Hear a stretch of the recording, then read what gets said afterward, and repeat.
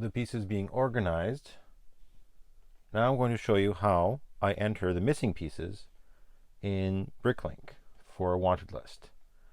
So the first thing I'll do is go to Bricklink, type in the set number, and here we have the set number. Of course, this is what it's supposed to look like. Here I have largely this amount here.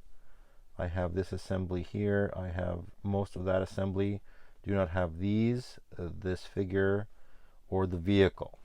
And so how much of this is complete? We don't know. Here's a list of parts. There's quite a few parts here, all different. So here, of course, we add to wanted list by parting out. And here the set is filled in for us. I like to have the instructions for my sets. This one doesn't come, this whole bin did not come with any instructions at all. In terms of the minifig here is completely missing. If I had any component of the minifig, I would part out the remainder and try to find those. The extra parts, I almost never include those. And so here we have a new wanted list. So I usually go by set number 677, and I'll add an NL because it is not listed on paper. I usually have a paper backup of these things just because I'm old school. And my default my remark, I'm probably going to leave that open for now. So here's where it gets interesting. Now, when you submit for edit, you have your conditions that you want to apply. For example, if you don't want to pay a certain amount of price, and so on. There's notify here for when it does come into stock. If it's particularly rare, you'll get a mail from Bricklink saying, of course, it's somebody selling it. You can exclude the part. Say if you have all of them, that's one way you could do it. It's not the way I do it, though. And this field, I can't figure out what this field is. I've never been able to enter anything in here and have it work. Maybe it's my browser, maybe it's my settings, I don't know, but it does never seem to do anything for me. So here we have all the parts. We have the minifig and the instructions. So I'll add all this to the wanted list, and then I'll go take a look. Make it 100. Okay, so here now, this is where the changes come in. Now I do have the light bluish gray bar. So what I'll do is I'll change my have to 1, and I'll take this and put it aside. Oops, right here. I do have the white 6L bar, so I'll take that also. I do not have the Azure phone. I do not have the instructions.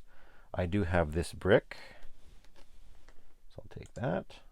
I have the white brick, yes.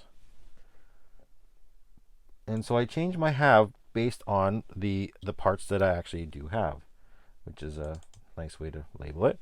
And then the red one here. My round brick, yes. I seem to have a lot of these red parts. Okay, the cone is there. The crab is not, but the dish is. The dog is not, no minifig. The flag, make sure I have the right wave to it. Yes, I do. I only have 2 stars, so I'll make that 2. Do not have any of these accessories. Yes, I have these. I do not have any. Oh, I have this one. I do have this one. I have both of those. I'm picking a small set so that I don't have to bore you with the details, but I'd like to show step by step how this is done. And then those 2 are there. I only have 2 of those. These 2. I do have this. I do have all 4 of those. So that's there too. Yes, I have the slope there. I do not have any of these. I have both of those. I actually have an extra one of those. And then, oh, I must have missed a 4x10. Oh, no, I didn't. I just didn't grab it. Okay, so now I've listed what I need and what I have, and I apply those changes.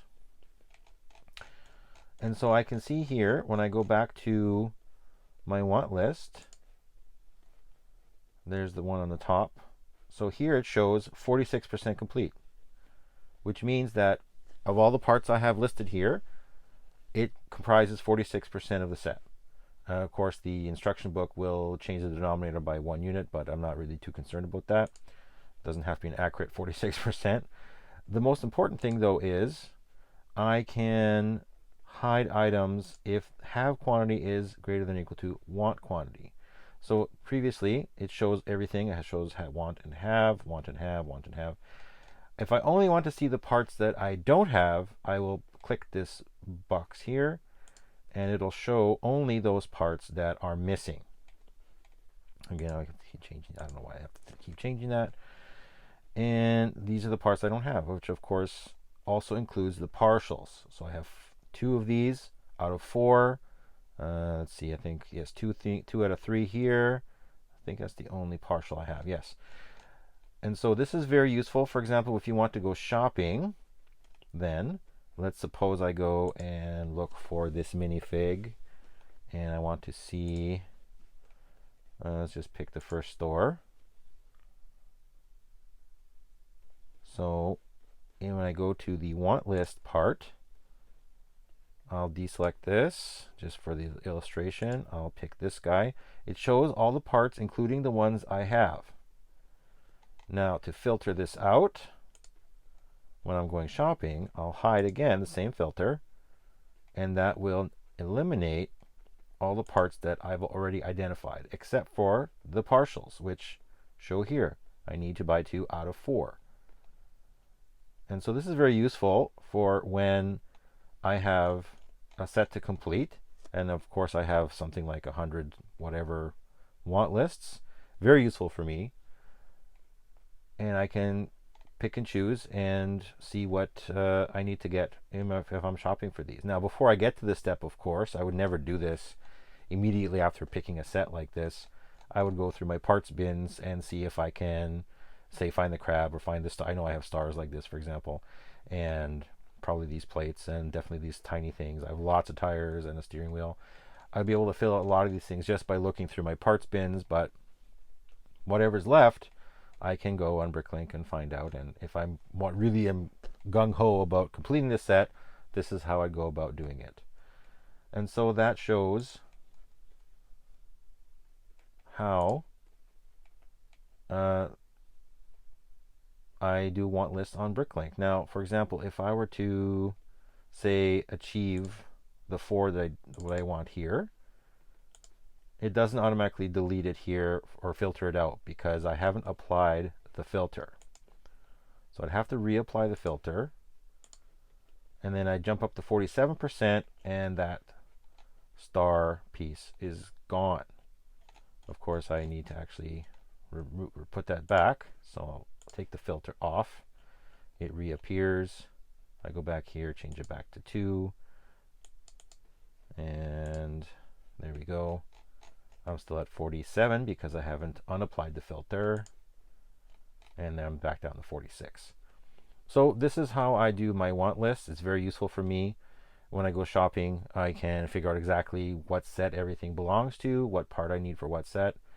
And when I do end up getting a set or getting an order completed, received, I will type in the order ID here, apply that, and see which parts of the order apply to this particular set, and change the want and have accordingly once I add it, of course, to the parts pile that comprise the set. But that's for another video in the future. And this concludes another episode of the BrikFam. We at the BrikFam appreciate your viewership. We welcome your comments. We bid you farewell. We wish you a happy Easter. And this is MeisterDad signing off.